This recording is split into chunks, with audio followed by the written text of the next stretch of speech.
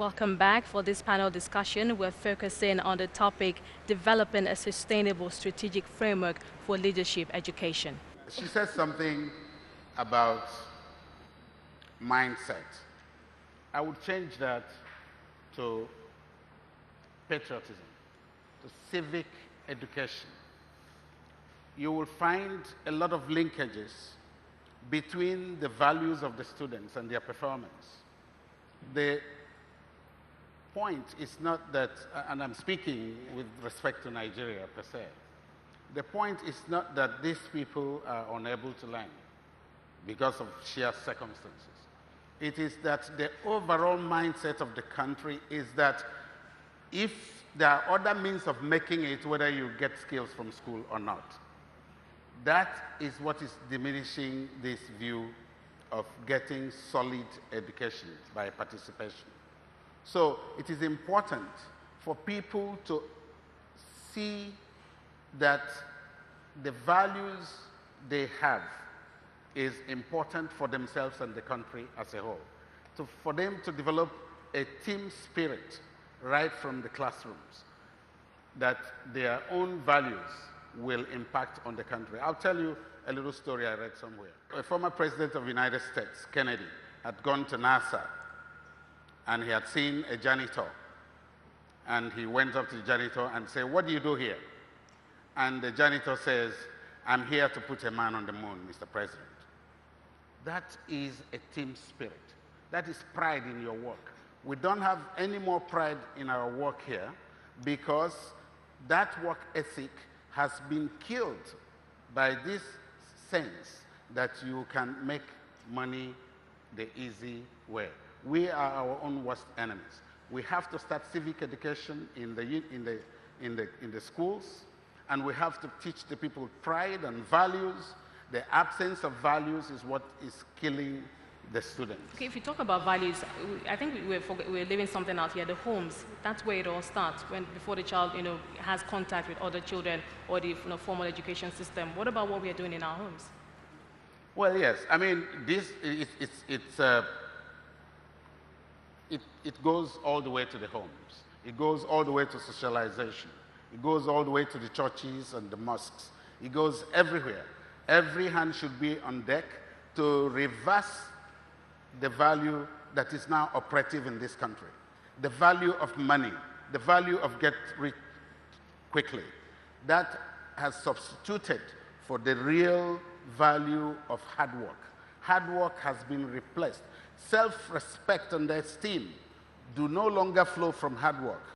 It comes from what you own, from what you consume. It comes from conspicuous consumption. It all goes back to that. So that the people must now learn the real value of hard work.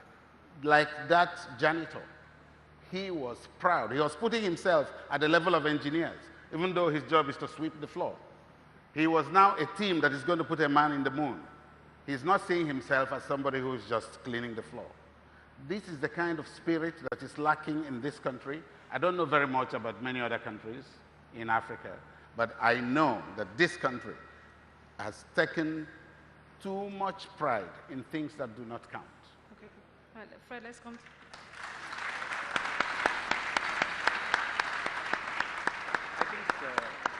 Okay, Fred, let's come to you. Still on strategic framework for leadership education. Well, you have had a good experience, and it's comforting to listen to your experience and know that there is still hope, and you still respond to leadership training. But still talking about specifics, how we can inculcate that into, let's look at the Nigerian situation, into our own education system. Ways you think that we can do it that will work for us, getting our policy leaders, policy makers to listen, and perhaps public-private partnership. Do we need more? How do we begin to groom more Freds, Swanikers, as it were, to bring them into the system and see how we can add that to what we're also doing? I think firstly, at the highest level in the country, it needs to be seen as a priority. It needs to be seen as the single most important thing that needs to be done, and then to bring together the different arms of the government and society and civil society and business and all that. Is that all we've got? Advocacy? Sorry? Advocacy is all we've got. We can only keep talking and talking for them to listen, policymakers. Yeah, but at the end of the day, we need to, we're trying to solve the problem of leadership, but that problem needs leadership to solve it. So the leaders in the country need to actually act and say, we need to make this a priority, and we're going to put in place the policies and the procedures and so forth to actually, develop the next generation of this. And unless the leaders today make that step, it's never going to happen. So, as we go down into the education systems, if you don't change the way in which the curriculum is designed and the way in which you attract talent into teaching and the incentives you give to, as the professor was mentioning, to universities and so forth, we're not going to actually see the change. Well, firstly, I think it's about changing the curriculum, and so thinking about moving away from content, as Mr. Adefisa was saying, to skills. I mean, what are the skills that leaders need? You need to solve problems. You need to know how to collaborate in teams. You need to know how to communicate. You need to inspire other people. You need to think entrepreneurially and so forth. So how do you structure your education system such that it's focusing on giving people those skills versus just the knowledge? And today, I think we do the other way around. We focus on giving just knowledge and hope people get those skills as a byproduct. And now, in terms of setting the ball rolling, we've talked a lot about policymakers. Let's be specific. Let's name names. Who do we go to? Where does it start? Is it the Ministry of Education?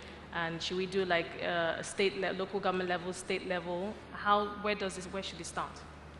Remember what Mr. Swanika said about it being a team effort. Yes. We do need people to lead and drive the process, so maybe the political leadership. But I think this is something that we've got to drill down to every level, even to the home, so that you have parents involved, you have PTAs, you have school organizations, you have government itself, ministries of education across all the states and I think all the tiers of government. And I think maybe if people will say we already have a curriculum. So I think it's how do we get people to start to think differently and to know that going forward, we really have to think differently. So I was looking at the skills. Maybe we should start with such a group that talks about the skills.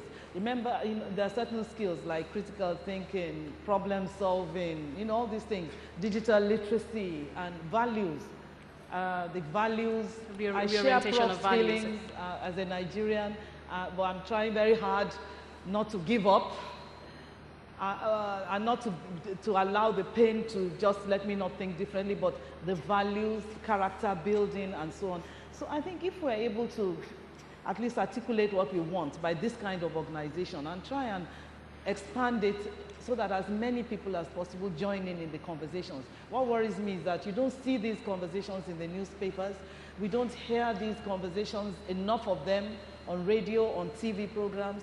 I think we've just got to get this thing out in the public. People start talking about it. People know, it's just that they can't articulate because maybe they don't know the technicalities. They won't say buzzwords like curriculum, pedagogy, and so on.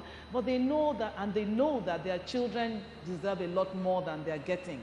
So I think if we try and find a way to get the conversation out in the open, I think, and drive the process, and even get government to start thinking different, because sometimes, a lot of the times, if you're able to show them actual practice, I think it works.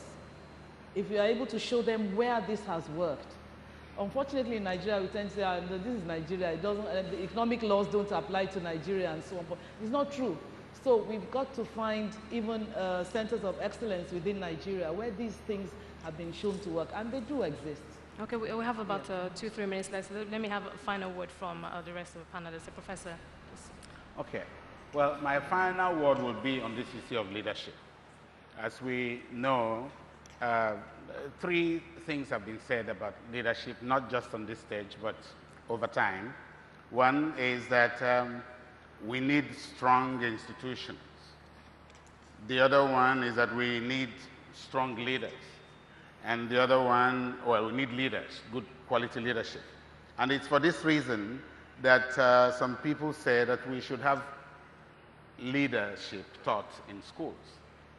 I would say that the problem we have is not just weak institutions and lack of leaders.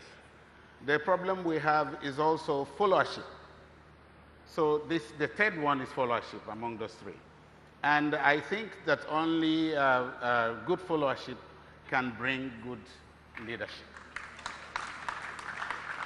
So that it is important that in the schools, we also teach them how to be good followers. Because leadership is not an easy thing, you know? And this is not making excuses for the leaders, but a friend of mine who has friends among ministers told me once that a minister friend of his told him that the problem with Nigeria is the problem of leadership. Go figure that. A minister. He is the leader. And so that problem does exist. Okay. So that we do need to tell our people how to be good followers.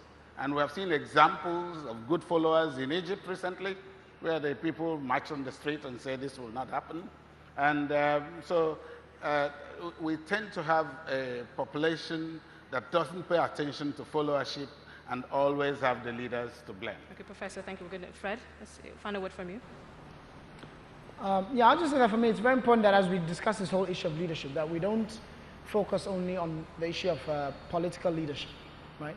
We need to be thinking about how to develop leaders in all different spheres of society. You know, people who are going to be leaders in science, who are going to come up with, you know, innovative solutions to the challenge we have in healthcare. Leaders in agriculture, who are going to make sure that we can grow enough food to feed ourselves. Leaders in business, who are going to create the businesses that are going to create the jobs, entrepreneurs that we need.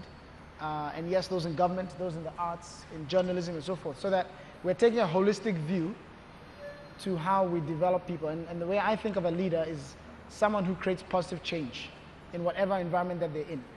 And so how do we think about creating people who are, see themselves as agents who can really create the future and are not just waiting for someone else to do things for us? Boy, are you optimistic that we can get it right? Are you optimistic that we... Absolutely. I'm seeing it every day on my campus. Okay. Professor Kakani. As told by Professor, one is leadership is a process.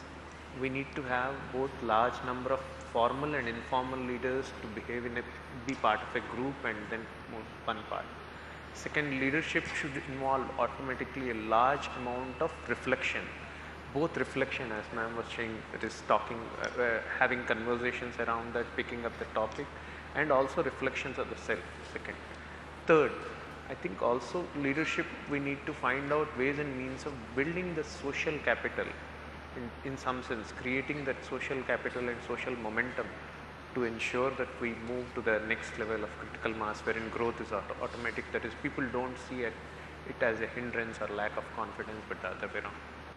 Okay, thank you, Professor. We've exhausted our 45 minutes. I think key takeaways have been, you know, where to start. We need to look back at our curriculum, as you pointed out, Flashadi, look at our curriculum, rejig it, a reorientation of values, focusing more, at least paying some attention to the issue of followership, Professor Ondiwe, as you pointed out.